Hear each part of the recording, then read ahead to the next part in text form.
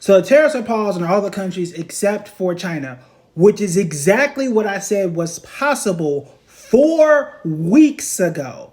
And this is exactly why I said it didn't make sense to panic and cash out of your 401k and do all of that stuff, because there's no sense in trying to move your money, potentially pay taxes on a strategy that does not make sense. Roll the clip. Roll the clip and pay attention to the date. And saying pull out of your 401k and I sold everything from a 4% loss in the overall stock market. Now, tech stocks are down more, okay? I think Tesla's down 50. Ugh. That's Elon's fault, okay? But the overall stock market is only down 4.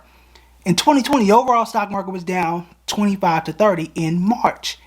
And it still recovered in 2020. This time we have literally an answer to this problem. We can definitely recover. If we can recover from that, we can recover from this with a tweet.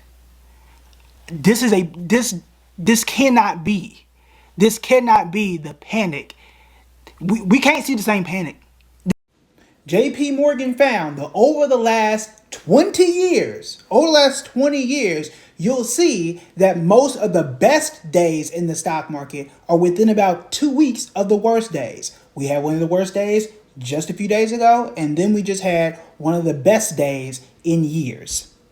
That happens, okay? And if you miss the best days in the stock market, it can cut your performance in half. The moral of the story, if you plan on being smart about your money, is just staying invested for the long term. I understand, times are scary, whole bunch of headlines. The best thing I can tell you is this. You ain't got to have your notifications on all the time. You ain't got to look at your 401k all the time. You don't need to know your 401k balance all the time. Honestly, you can check your 401k balance 2 to 4 times a year. That's it. You don't need to have access to all of that information all of the time. Conserve your energy and focus on the things that are truly important.